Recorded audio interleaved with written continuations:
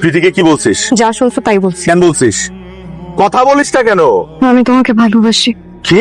সেই ছোটবেলা থেকে আমি তোমাকে ভালোবাসি, তাই অন্য কেউ তোমার জীবনে আসবে এটা আমি কোনোদিন হতে দিব না। আর কখনো যদি তোর মুখে এ ধরনের কথা শুনি আমি তোকে মেরেই ফেলবো। তবুও আমি বলবো আমি তোমাকে ভালোবাসি।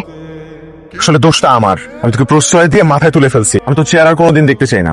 যা এখান থেকে, যা যা।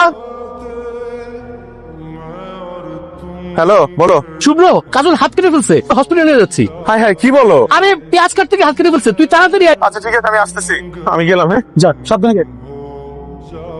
কাজলের কি অবস্থা এখন? প্রচুর ব্লিডিং হয়েছে, ইমার্জেন্সিতে আছে। চল ভিতরে চল।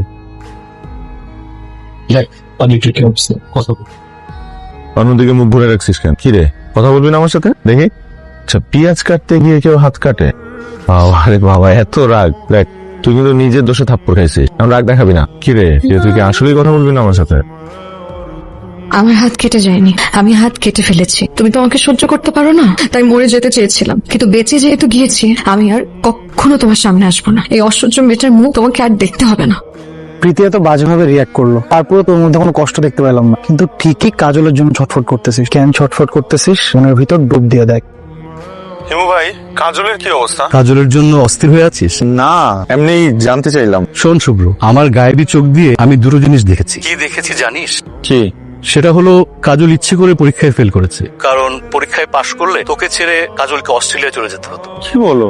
আর দ্বিতীয় যে জিনিসটা দেখেছি সেটা হচ্ছে কাজল ইচ্ছে করে ওর হাত কেটে ফেলেছে, তোর উপর রাগ করে কেটেছে। এবং আমার ধারণা তুই এটা জানিস। শুভ্র, কাজল তোকে খুব ভালোবাসে। শুভ্র, এমন খাঁটি ভালোবাসা তুই আর কোথায় পাবি? এটুকু বলার ছিল, বলে দিলাম।